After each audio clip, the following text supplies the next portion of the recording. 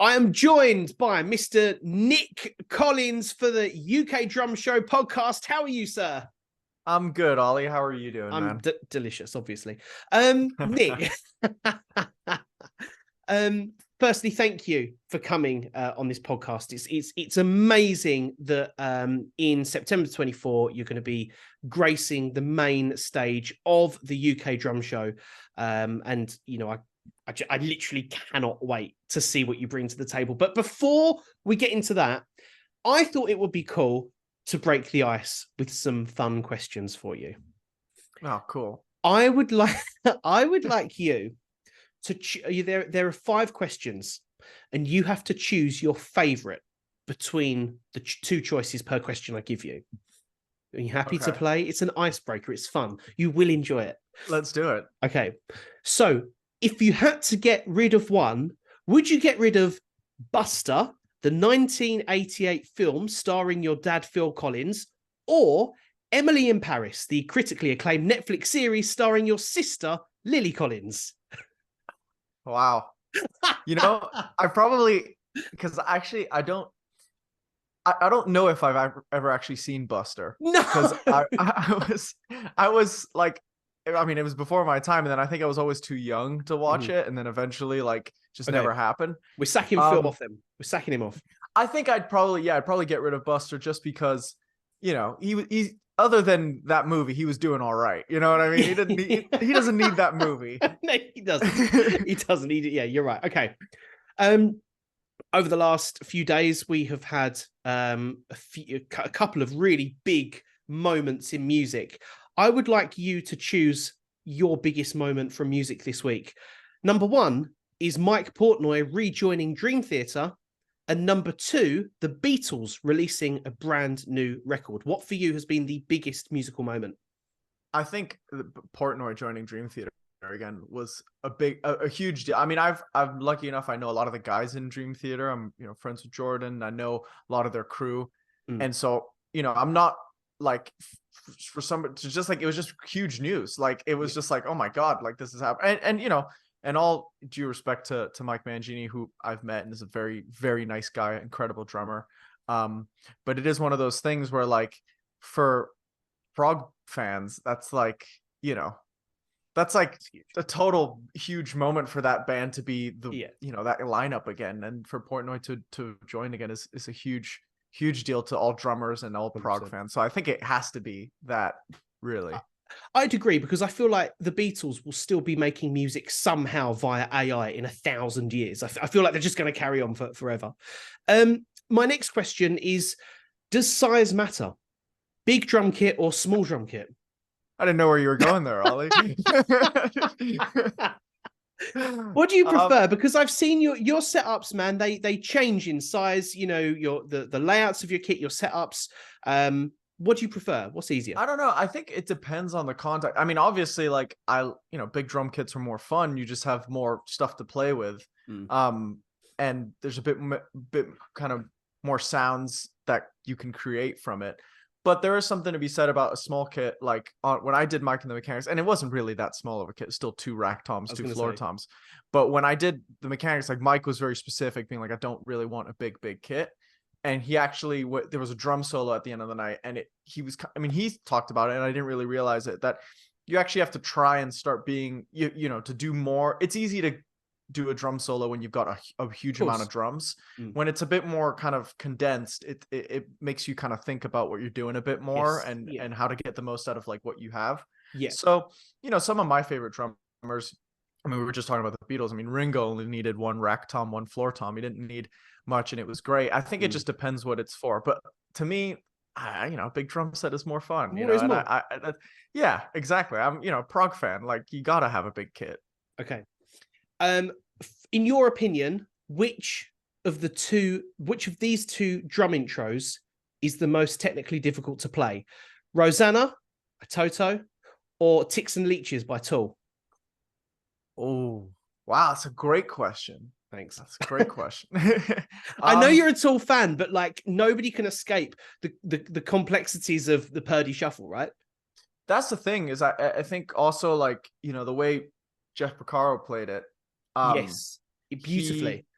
it's like it's very hard to, I think it's probably harder to play the Ticks and Leeches part, but it's harder to play Rosanna and make it feel good. A lot of people can mess it up very easily, and it's a total feel thing. Like a shuffle in essence is not tricky, but getting it to feel correctly is. Whereas Ticks and Leeches just literally is a complicated bit. I mean, like the first part is okay because it's kind of just single strokes on orchestrated around the kit, but when he starts doing the double kick stuff, as well as the fact that it's in 7/8, is like that's when it gets a bit crazy, you know. So which one? Both great drum intros, though. So you're choosing both? I'm choosing both. No, great. What's harder for me? For me, Ticks and Leeches is harder. Okay. Because that's just it's more difficult for me to play that one. And as a drummer who, you know, at such a young age has had so much experience with playing their own material and also covers. You mentioned your tour with Mike and the Mechanics, which went on for about 18 years, I believe, that tour. Oh my God, yeah, never ending. That was good fun, though. Do you prefer playing covers or do you prefer playing your own stuff? I definitely prefer playing my stuff because, like, you know, you feel a bit more. Well, I wrote them, so you know, I wrote my parts, so I feel a bit more connected to them. And there's, I guess, a bit of creative freedom over if I want to change things, if I, you know, whatever I want to do, it's kind of fair game. But also, like, I know what it's supposed to sound like, so if I've written out a part specifically, like, I know what I'm trying to achieve. With covers, it's tricky. I mean, I love what I will say. I mean, like when we were doing the Genesis tour, like, seeing the reaction of people in the audience who knew the drum parts, who, like, you know, like it's such a big deal to them. Like that's an incredible feeling to be a part of that, to just be able to like play that and see that an audience is like so stoked about what is happening on stage. Like that's a really amazing feeling. It's tricky with covers because you know, you have to try and either replicate something that you didn't write. So you're, you know, and for somebody like me who doesn't read music, it can be a bit tricky. Okay. That was going to be one of my questions. Yeah, for me, it's like you have to really listen to the records and actually almost familiarize yourself with the drummer. It was different for the Mechanics because they've had so many drummers and some of the songs were drum machines. Like, and also Mike was a bit more like, dude, you know the parts, you know the big fills. Other than that, like, it's your gig, like do what you want. And so like it was a different kind of vibe. But with Genesis, like I really had to familiarize myself with my dad's playing and his tendencies to really, that's what that fill is supposed to do because he does that a lot. So and as soon as you started doing that, I'm like, oh, that's how it sounds correct now. But I think I definitely prefer playing my own stuff, but that's just kind of, I think naturally that most people would agree with that. Any drummer, you know what I mean? Yeah, and you know, part of the reason for that question was surrounding the fact that obviously you played on, you know, the last ever Genesis tour. Although Genesis seemed to have had about 9 last ever tours, so I'm kind of thinking that they might do another one. Obviously, you're, you know, from my point of view, I know you personally, and you know, we are really good friends. But I have to ask, do you feel that there is an expectation of you as a drummer and as a musician because of who your dad is? Do you ever feel that weight on your shoulders? You know, when we're thinking about, you are playing the main stage at the UK Drum Show in September 24. That is an enormous gig. Do you think that people might have some sort of expectations of you if they've not seen you before?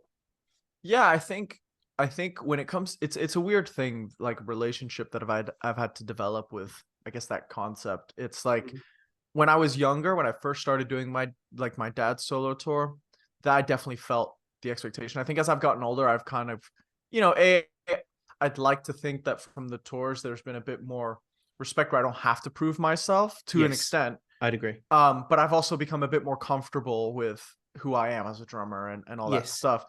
But I think most drummers I think a lot of drummers have insecurities as drummers, just as like, you know, playing. And I think, you know, whether it be a drum solo or whether it be something like doing the main stage, like where it's, you know, the drum show, it's about drumming. That's definitely there's definitely a level, at least to me, of expectation, or not just like a bit of pressure of being like, okay, let's see what you got kind of thing.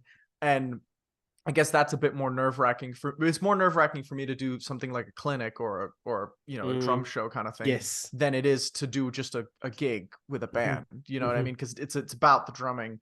I think there's definitely not an expectation, but I guess maybe, just like a kind of perspective that people will come into Yes. anything that I do just based on who my dad is and that history, and that's totally fine. I think that's the thing is as I've gotten older, I've accepted that that's just a fact, and I'm either Yes. gonna like moan about it and be annoyed about it, or I'm just gonna embrace it and just like be like, yeah, it is what it is. And I've chosen to be just like, yeah, my dad's 100%. career is what it is. Very proud of what he did. It's awesome, and I know that it has in turn put a lot of eyes on me, and Mm. and whatever comes with that, like you got to look at it in a positive way rather than a negative. I mean, whatever expectations are there, that's just something you kind of have to deal with. And in a way, it's a good kind of way to push yourself because that like 100%. there's a bit more, people are just gonna expect something a bit more. But that being said, like people are also been pretty cool with me. Like, I know I've heard horror stories by, you know, people in my position where like they've had a really kind of, people really have gone after them. And I've actually been like, no, I think everybody's been pretty nice to me, which is actually Yeah. quite Yeah. nice for me to kind of deal with and not be dealing with like hate or something. You know what I mean? I think, Nick, I'll be really honest. I think the reason behind people approaching you and treating you with such respect is because you are a drummer in your own right. Like when we, first sort of started chatting, I'd obviously not seen you play before. I'd seen sort of various things that you'd done online with, drum stuff. But when I watched you live for the first time, that for me was a real moment of like, this guy is an amazing drummer. Like it doesn't matter who his parents are. Like he's Oh, just thank you so this. much, No, man. no, no. It's true. Just called it a tenor. But Yeah. Invoice me after the call. but it's true. You haven't done many live. I know you've done a lot of stuff online, but you've not done many live drum shows. Just you on the Yeah, no. stage in front of. The first one I'm doing is next weekend in Indianapolis for PASIC. So like Wow. I'm gonna see if I even like doing it in the first place. And then by the time the UK drum show comes around, hopefully I'll have it down. But I think you'll be fine. What I mean, I know that you're a fan of the UK drum show, and I know that you saw a lot of what happened in 2023's event. What do you think as a drummer you can bring to the table that I don't know, I don't really like the word unique, but what do you think you can bring to the table where people are going to go, wow, like this is really cool, or this is really interesting? Have you thought about whether you're going to like chat to the audience or whether you're just going to play along to some songs? And what how will the Nic Collins experience, if you will, differ from maybe other drummers that are playing? yeah, I think I'm kind of gonna try and figure it out. Obviously, like I mentioned, I'm doing something next weekend for the Mm. first like my first clinic. So I'm kind of gonna gauge what I have planned for that and how that's gonna go. And I'm sure, every kind of clinic or performance is a bit of a learning experience on what you're gonna do next time. I'd like to think it's a bit of both. Obviously, people are there to hear playing. So I think that's you gotta play some tracks. But also I do want to speak to people and I guess talk about certain topics and have like some kind of Q&A section just to Mm. ask about certain things because I like talking about whatever questions people have, until it's like, what's it like having Phil Collins as your dad? And that's like, really, dude? Like that was the best question that So what is it like having yeah.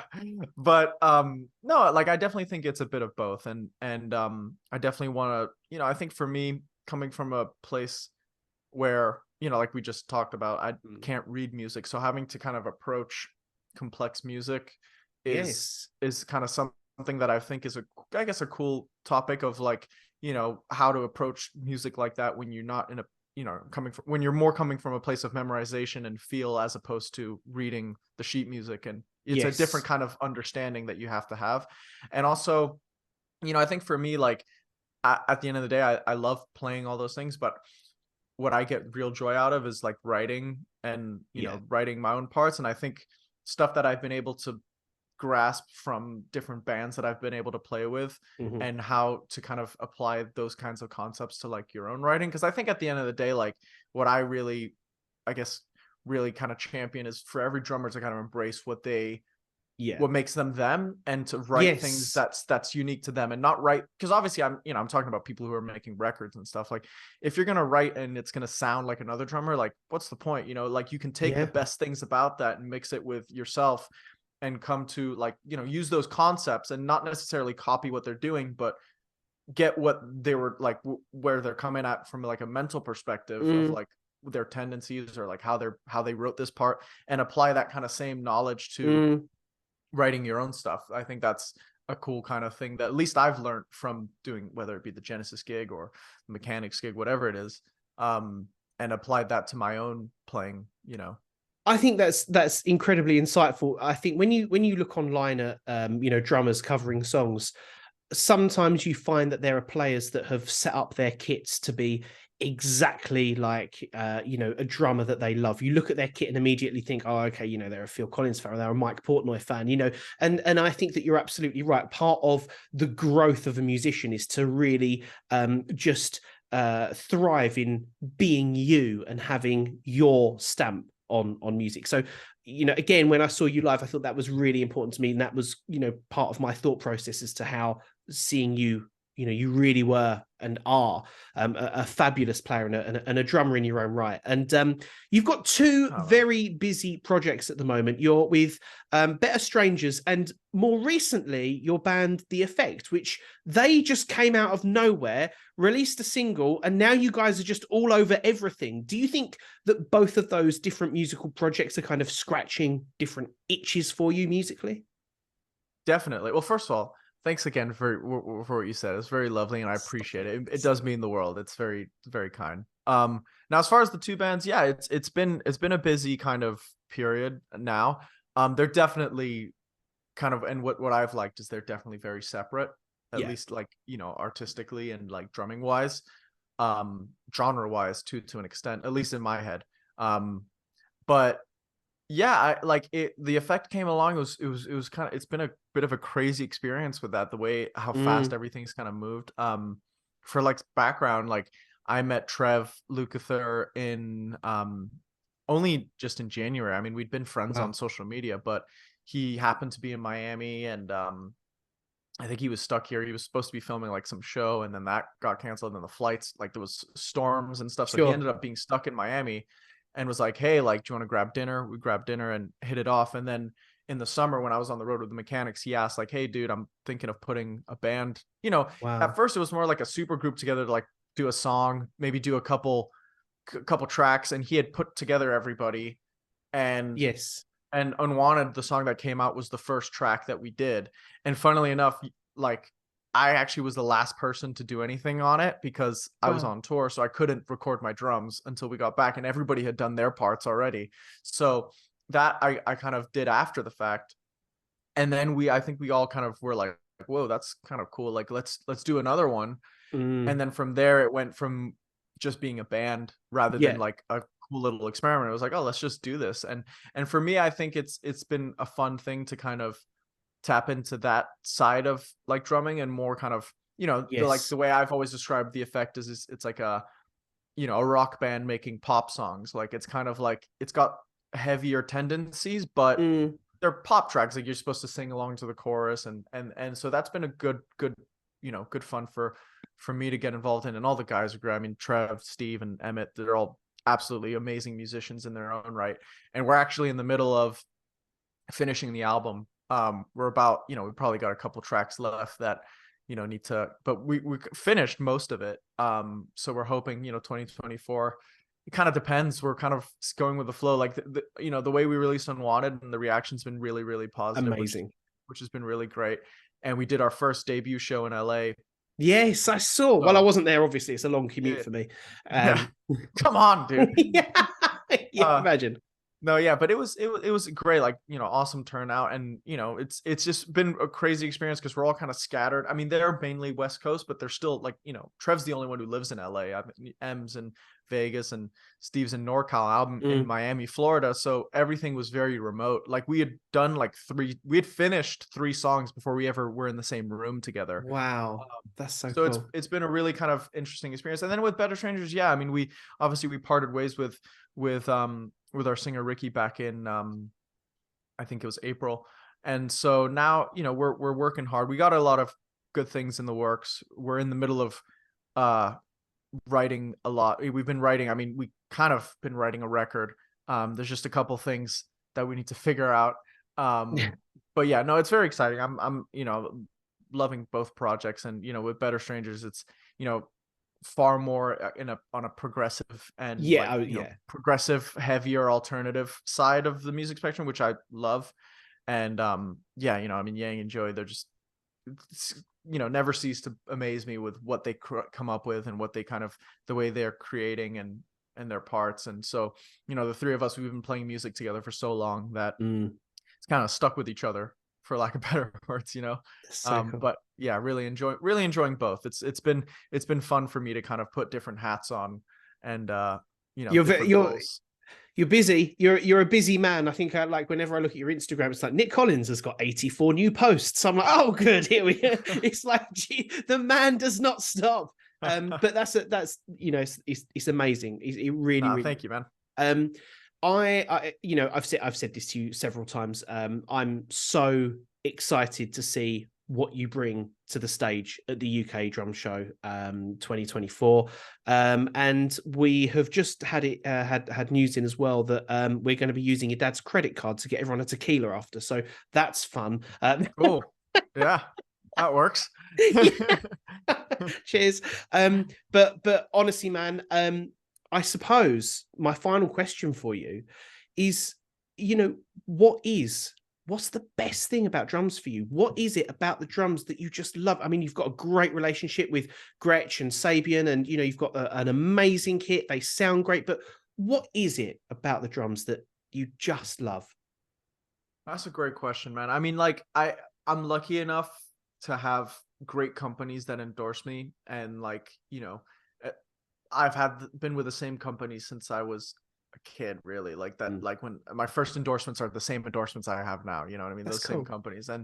And I'm very, very lucky that, and privileged that, when we've had new kits to be made, like they've always wanted, like Gretsch have been super stoked about making them, cymbals, whatever it is. So to me, what I love on that front is like always being able to expand and change and do different things. And, whether it be something like, or the make of a drum, or even the color, like whatever it may be, that's always very exciting to me. But I think the best thing for me is just being able to play it, and it's a totally different relationship with an instrument that I think that no other instrument kind of has. And to be able to me, the best thing is that you can kind of say this for a lot of instruments, but to me it's the most obvious with drums, is you could have 10 drummers on the same exact kit, and they're all going to sound completely different. And I think definitely. That's the coolest thing, and that's the fact that even if you're kind of trying to sound like somebody, and some people have perfected that, but for the most part, it always sounds like you. And like there's just a way that you do it, and a way that you can kind of like perform that is always just going to be your voice. And even, and the cool thing also with drumming, at least to me, is like, for me, being able to listen to records, like to be able to pick up certain things, and it's always just a learning thing. Like to me, it's like, I thought I had drumming figured out, and then I started listening to Gavin Harrison and Danny Carey, and I'm like, oh no, I got a long way to go. And then I got to like a point where I'm like feeling really good about that. And then there's like people like Matt Gartzka who exist. I'm like, God, like, and there's always something to strive for. True. And always, and it's always like, you're constantly learning with drums. And that's what I it's a love-hate thing, because at some point it's like, I thought I felt good about myself, and now like I don't. But it's always like, you keep pushing yourself is the beautiful thing about drums. You hear a record sometimes, don't you? Like, and obviously, man, I mean, I've not got a patch on you, man. I'm rusty as hell. But like, sometimes I'm listening to something and I'm trying to like figure something out, and then as you say, you think you've got something down, then you hear someone else play something, you just get your sticks. Now, do you know what? I'll just give up. Actually, it's just what is the point in doing this? But Nic will be performing on the main stage at the ACC Liverpool at the UK Drum Show on Saturday, the 28th of September. Even though he has got a drum clinic scheduled for later this year, we'll just say that this is his first real drum show that he's going to be doing. I'm just joking, of course. And obviously, if you want to grab tickets, they are available online. And Nic, we will see you in September 2024. Thank you so much for coming on. Of course, thank you, man. I'm looking forward to it, and can't wait. It's total bucket list stuff for me. So amazing. I'm looking forward to you buying drinks. Oh yeah.